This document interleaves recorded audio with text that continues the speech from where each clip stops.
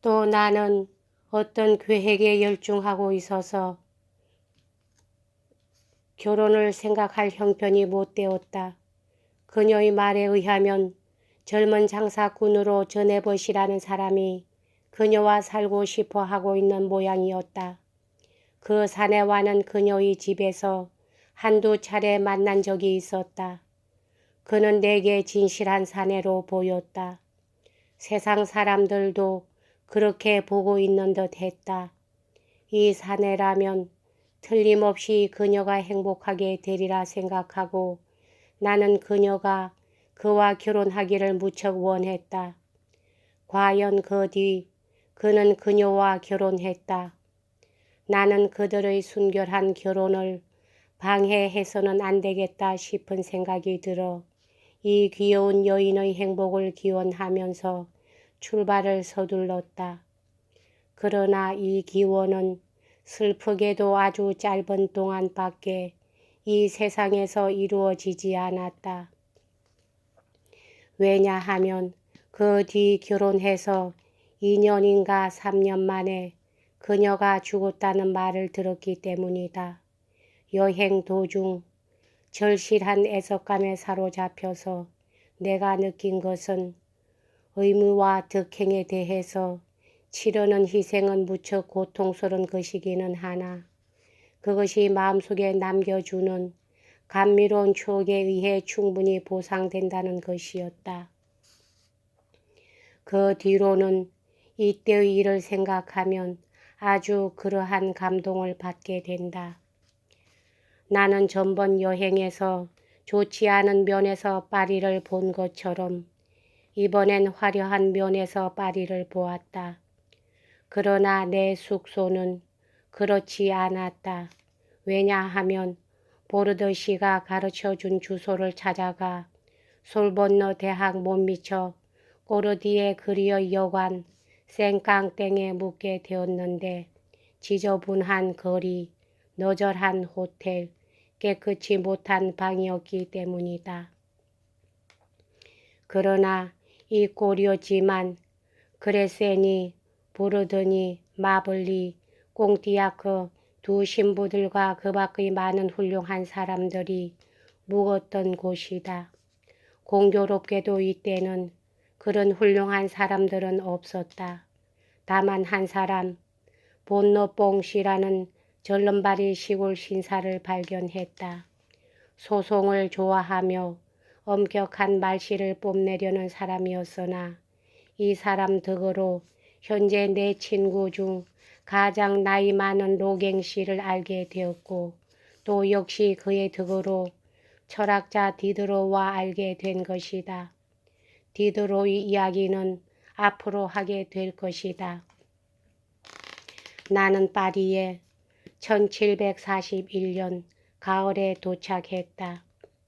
현금 15루이와 자작 희극 나르시스와 기보법이 나의 모든 미천이었으므로 그것에서 어떻게 이익을 끌어내기 위해 잠시도 어물어물하고 있을 수는 없었다. 재빨리 소개장을 활용하기로 했다. 풍채가 그럴듯하고 재능이 있고 볼품이 있는 청년이 파리로 나오면 대개는 발탁되게 마련이었다. 나도 이 축에 들었다. 그런 점에서 대단한 출세까지는 못했어도 여러 가지 편의를 얻게 되었다. 소개된 많은 사람들 가운데서 세 사람만이 도움이 되었다. 사보와의 귀족으로 당시 주마 장관이었던 다버생씨, 이 사람은 까리냥 대공비의 총신이었다고 생각된다. 고고학 아카데미 서기관으로 왕실 상훈 국장인 보저씨, 그리고 눈으로 보는 글라버생의 저자로서 예수회 회원인 가스텔 신부, 이들의 소개는 다머생 씨를 제외하고는 모두 마블리 신부에게서 받은 것이다. 다머생 씨는 우선 급한 대로 두 사람을 소개해 주었다. 한 사람은 보르도 고등 법원 재판장으로 바이올린은 아주 잘 켜는 가스것이, 또 한 사람은 당시 솔본느에 기숙하고 있는 무척 부침성 있는 젊은 기공자 레옹 신부. 이 사람은 로앙 기사님이라는 이름이 붙여져 한동안 사교계에서 이름을 떨쳤으나 한창 젊은 나이에 죽었다. 이 두 사람은 내게서 작곡을 배우려 했다.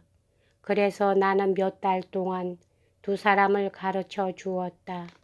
빈털터리가 될 뻔한 내 주머니가 그것으로 어느 정도 유지가 되었다. 레옹 신부는 내게 우정을 품고 나를 그의 비서로 두려 했다. 그러나 넉넉한 편이 아니었으므로 고작 800프랑밖에 내놓을 수 없었다. 그 정도로는 생활비도 되지 못했기 때문에 하는 수 없이 일을 거절했다. 보저 씨는 극신히 나를 대해 주었다. 이 사람은 학문을 사랑하고 학식이 있었으나 다소 현학적이었다. 보저 부인은 그의 딸이라고 해도 좋을 만큼 젊었다. 부인은 사치스럽고 좀 우쭐대는 편이었다. 나는 가끔 그의 집에서 식사를 했다. 부인 앞에 나갔을 때의 내 태도처럼 어색하고 얼빠진 꼴은 세상에 없을 것이다. 그녀의 세련된 태도는 나를 위압당하게 만들었고 내 태도를 점점 우습게 만들었다. 그녀가 요리를 권해오면 그녀가 내게 권한 것 가운데서 겨우 작은 한 조각만을 부끄러운 듯이 포크로 쿡 찌를 뿐이었다. 그러면 그녀는 내게 권하던 접시를 하인에게 돌려주고 내가 보지 않게끔 얼굴을 돌리며 킥킥거렸다. 이 시골뜨기의 머릿속에도 다소의 재치가 있으리라고는 생각조차 않았다. 보저 씨는 그의 친구 레오미로 씨에게 나를 소개했다. 이 사람은 과학 아카데미의 회합일인 금요일마다 이리로 식사를 하러 왔다. 보저 씨는 이 사람에게 내 계획과 그것을 아카데미 심사에 붙여보았으면 하는 내 희망을 이야기해 주었다. 레오미러 씨가 그의 부탁을 받아들여 그것이 접수되었다. 정해진 날짜에 나는 레오미러 씨에 의해 안내되어 그 자리에 소개되었다. 그리고 그날 1742년 8월 22일 나는 일찍부터 그를 위해 준비해둔 논문 새 기보법에 관한 안을 아카데미에서 읽는 영광을 가졌다.